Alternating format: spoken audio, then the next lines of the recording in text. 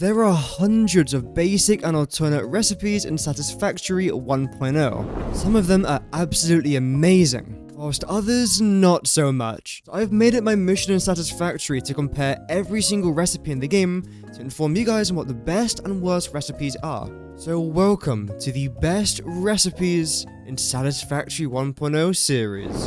Today's video is all about the Encased Plutonium Cell. To make it, there are two recipes.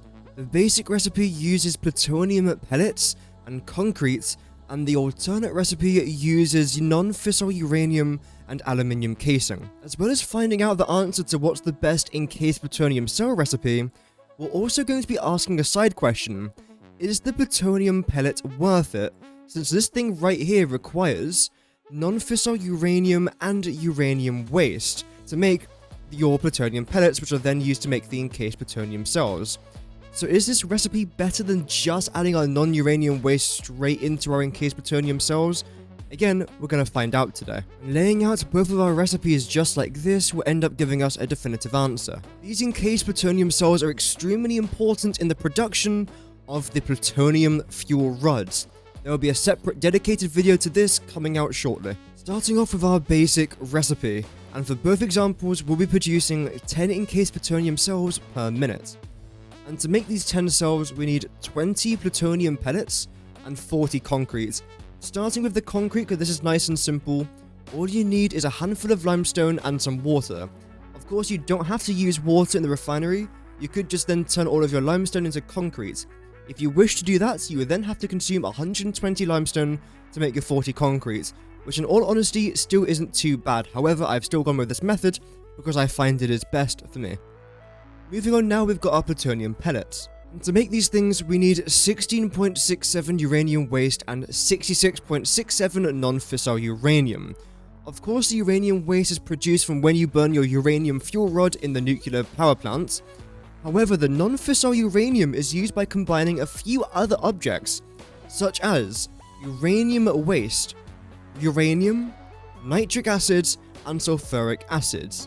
And the best part about this, in my opinion at least, is that you actually get water as a byproduct, which means you can re-add this back into the cycle here, which means you don't have to end up consuming as much water. I have made an entire video talking about non-fissile uranium, so do check that out for more information.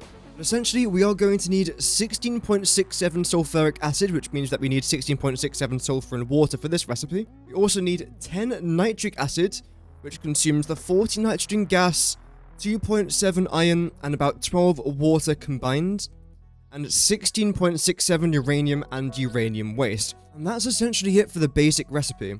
Of course, we can't really say if plutonium pellets are worth it just yet, because we haven't compared it to our second recipe, but trust me, we do get a definitive answer, which might surprise a few of you. It certainly surprised me, as someone who's never ever done nuclear related stuff in Satisfactory before. But now let's move on to the resources required. We need 33.34 uranium waste, 16.67 uranium, 40 nitrogen gas, 2.7 iron ore, 16.67 sulfur, 60 limestone, and 79 water per minute. And when it comes to machine consumption, we need 1 particle accelerator, 2 blenders, 3 refineries, 2 assemblers, and 1 constructor.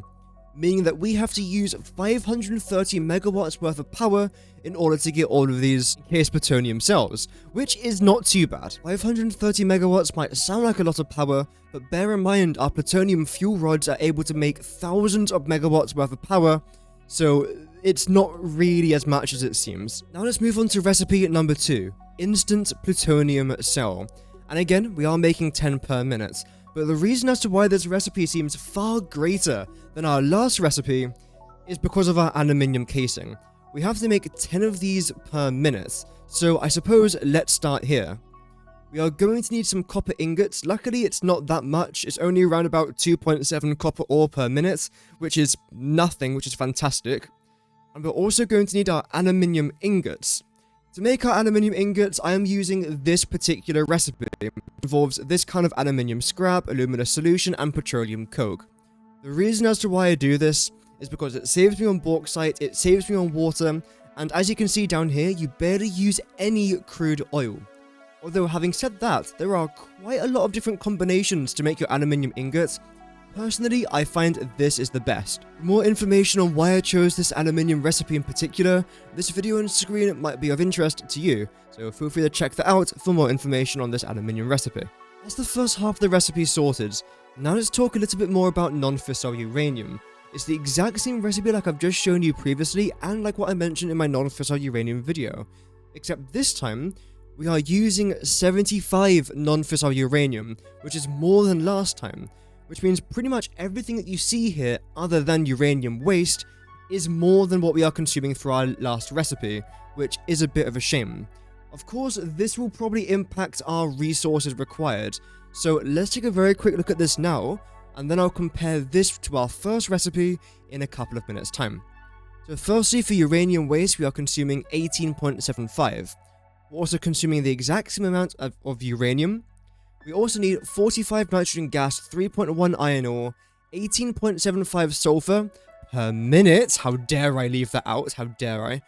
13.4 bauxite, 1.4 crude oil, and 2 copper ore per minute. And for the machines required, we've got 1 particle accelerator that's going to consume 600 megawatts worth of power, which is nuts, but the particle accelerator is pretty nuts within itself.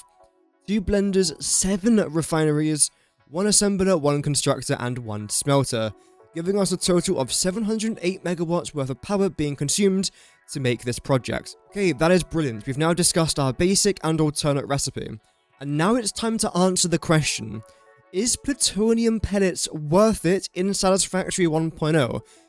This might have changed since 1.1 or since 2.0, but at the time of recording, this is what we've got. And the results are absolutely staggering. So when it comes to uranium waste, our first recipe consumes the most, which in my opinion is actually a good thing. You have some people that try and consume like the minimum amount of uranium waste. I don't know why. You want to try and get rid of as much of this stuff as possible. You do not want uranium waste in your world. I'll say that 1,000 times over, so this is a good thing. The first recipe also consumes less uranium, less nitrogen, less iron, less sulfur, no bauxite, no crude oil, and no copper ore. Whereas our second recipe consumes no limestone and less water. Not to mention our first recipe also consumes less power on average. Again, unfortunately that particle accelerator machine does consume a very weird amount of power, but for the most part, our first recipe consumes less power pretty much always. I think it goes without saying the best recipe for encased plutonium cells, in my opinion, and based off simplicity and resource-wise, is the encased plutonium cell basic recipe. And it also answers the question of yes, plutonium pellets are indeed worth it in Satisfactory 1.0, as the evidence here shows. Like John Smith once said, I love when a plan comes together, and this one most certainly did. Anyway, thank you very much for watching, and drop a like if you guys ended up enjoying today's video. Thank you.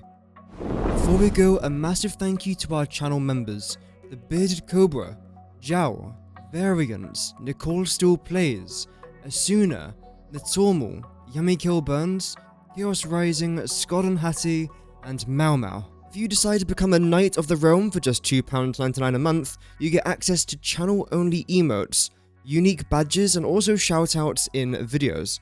Memberships are the best way to support my channel, but you don't have to become a member. Even just by watching today's video, you are supporting the channel massively. Here's a couple more videos I've made that you might be interested in. Thank you so much for watching today's video. Have an amazing rest of your day, and remember, Godspeed.